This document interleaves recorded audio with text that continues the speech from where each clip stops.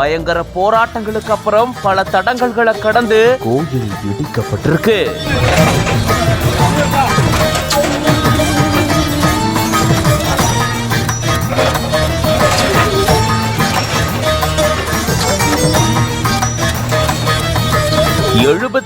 ஆண்டுகளா மக்கள் வழிபட்டுட்டு வந்த கோயிலானது நீதிமன்ற உத்தரவின் பேர்ல இப்போ இடிக்கப்பட்டிருக்கு.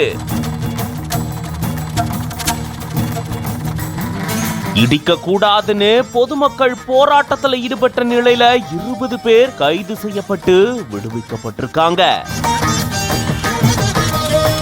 விழுப்புரம் புதுச்சேரி சாலையில பவர் ஹவுஸ் அப்படின்ற பகுதியில முத்துமாரியம்மன் கோயில் இருக்கு. கடந்த 75 ஆண்டுகளுக்கு மேல இந்த கோயில்ல மக்கள் வழிபாடு நடத்திட்டு வராங்க. இந்த சூழல தான் தனியார் நிறுவனம் ஒண்ணு இந்த கோயில் அமைக்கப்பட்ட இடம் தங்களுடையது அப்படின்னு சொல்லி சென்னை உயர்நீதிமன்றத்துல வழக்கு தொடர்ந்திருக்கு.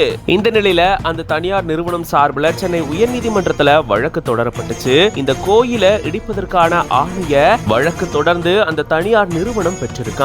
இந்த இடம் அவருக்கு சொந்தமானது அப்படின்னு சொல்லி அதுக்கான ஆணைய நீதிமன்றம் வழங்கினதா கூறப்படுது. இதை தொடர்ந்துதான் கோயிலை இடிக்கிறதுக்கான முயற்சியில உரிமையாளர் ஈடுபட்டதாகவும் சொல்லப்படுது. இதை தொடர்ந்து இந்த வழக்கு விசாரணை செய்த உயர் நீதிமன்றம் கோயிலை இடிக்கிறதுக்கான ஆணையும் பிறப்பிச்சிருக்காங்க. அதை தொடர்ந்து நீதிமன்ற உத்தரவின் பேர்ல விழுப்புரம் நகராட்சி அதிகாரிகள் கடந்த 4 நாட்களுக்கு முன்னாடி பலத்த போலீஸ் பாதுகாப்போட கோயிலை இடிக்க வந்தப்போ பொதுமக்கள் அதுக்கு எதிர்ப்பு தெரிவிச்சு போராட்டத்தில் ஈடுபட்டிருக்காங்க. இதன் காரணமா இந்த நடவடிக்கையை தற்காலிகமா கைவிட்டுட்டு போன அதிகாரிகள் மீண்டும் கோயிலை இடிக்கிறதுக்கு அங்க வந்திருந்திருக்காங்க. அப்போ மறுபடியும் மக்கள் அதிகாரிகளையும் காவல்துறையினரையும் தடுத்து போராட்டத்தில் ஈடுபட்டப்போ தள்ளுமுள்ளு ஏற்பட்டதா கூறப்படுது. இதை தொடர்ந்து 20க்கும் மேற்பட்டோரை போலீசார் கைது செஞ்சு கோயிலை இடிக்கும் பணியை தொடர்ந்து நடத்தி இருந்திருக்காங்க.